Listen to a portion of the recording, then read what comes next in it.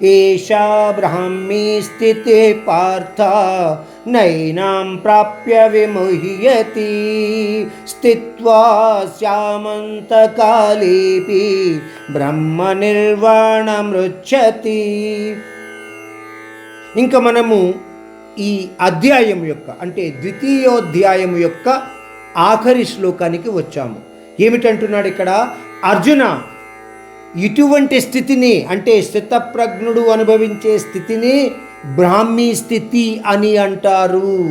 అంటే ఆ పరబ్రహ్మ ప్రాప్తి యొక్క ఆనంద స్థితిని అనుభవించిన లేదా పొందిన వాని యొక్క స్థితి అని మనము అర్థం చేసుకోవచ్చు. అటువంటి స్థితిలో ఉన్న వ్యక్తి ఎటువంటి పరిస్థితులలోనూ కూడా కామవాంఛలలో ఆసక్తి చూపించకుండా ఆఖరి సమయం దాకా అటువంటి బ్రాహ్మీ స్థితిలో జీవనాన్ని సాగించి నిత్యము మరియు సత్యము అయిన ఆ పరబ్రహ్మ యొక్క ఆనందానికి ప్రాప్తుడు అవుతాడు అని పరమాత్ముడు శ్రీకృష్ణుడు అర్జునుడికి ఈ ద్వితీయోధ్యాయము ద్వారా అనేక విషయాలు తెలియచేశాడు.